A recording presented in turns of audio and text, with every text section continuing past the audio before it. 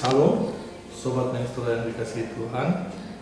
Tema visitasi kita ialah sukacita yang dimiliki oleh orang percaya tidak dapat dipengaruhi oleh beban hidup.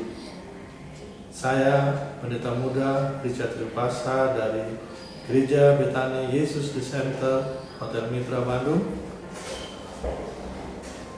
ingin membagi firman Tuhan. Berbicara mengenai sukacita yang dimiliki oleh orang percaya tidak dapat dipengaruhi oleh beban hidup. Ini saya mau membagikan bahwa untuk berkata sukacita atau kita sukacita untuk keadaan kondisi kita dalam keadaan baik atau diberkati itu sangat mudah. Tetapi untuk dalam kondisi kita tertekan dalam sakit penyakit, masalah, hutang-hutang, atau kita terbelenggu oleh obat-obatan, itu sangat sulit. Tapi saya mau katakan bahwa ada 3 hal yang saudara-saudara harus ketahui. Pertama, kalau kita baca di dalam kitab 1 Raja-Raja 17 ayat 10 dan 16, di sini Elia suruh menemui janda Sarfat, dan kita ketahui bahwa pada saat itu musim kekeringan, musim paceklik. Ya, seperti mungkin pada saat ini BBM naik, mungkin bahan-bahan semua naik, bahan-bahan pokok naik, maka keadaan itu sangat sulit bagi sekelompok atau segelintir atau beberapa orang. Tapi percaya, seperti janda Sarfat ini, dia percaya, dia berserah kepada Tuhan, maka Tuhan menolong dia.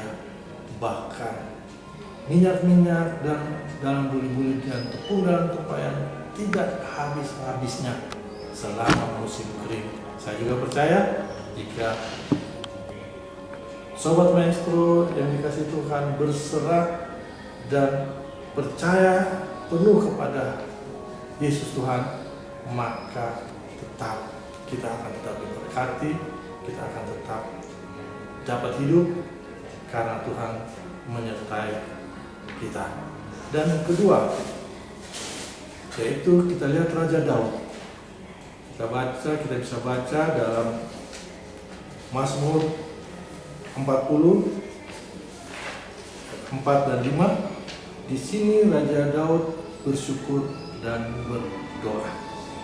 Kita ketahui bahwa Daud dalam setiap saat, dalam keadaan tertekan pun, dia senantiasa memuliakan dan memuji Tuhan.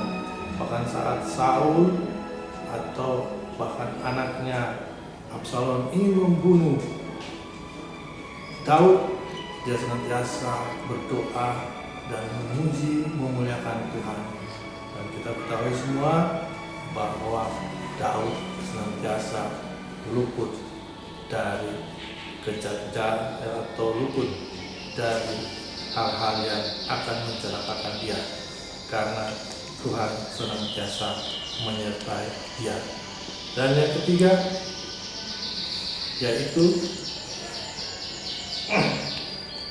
tentang bersukacita senantiasa. Kita bisa buka firman Tuhan dalam Kisah Para Rasul 16 ayat 19 sampai 40. Saudara bisa baca di sini Rasul Paulus dan Silas dipenjarakan, dan pada saat dia dipenjara, dia dibelenggu dan dia dimasukkan ke tempat yang paling tidak enak. Dan saya juga tahu bahwa dimanapun penjara itu pasti tidak enak.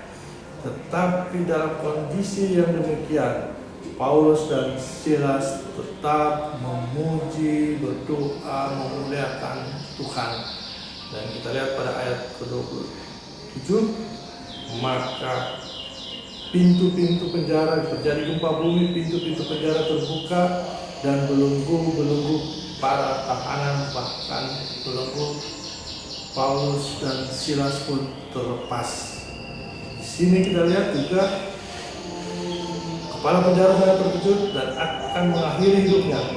Tetapi Paulus berkata, jangan kau mencelakakan dirimu.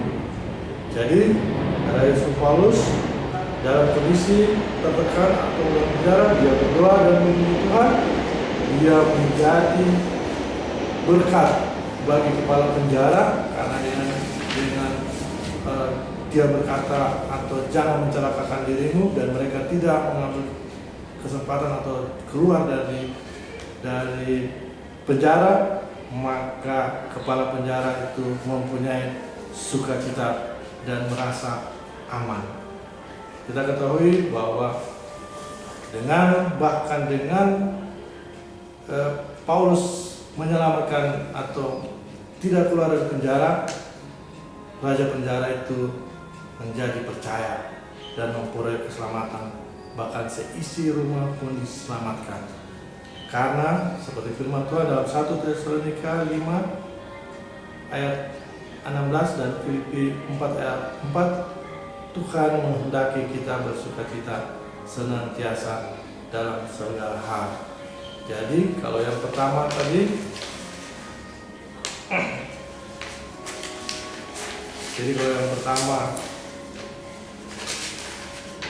percaya dan berserah kepada Tuhan. Yang kedua, kita bersyukur dan berdoa selalu. Ketiga, kita senantiasa bersuka cita.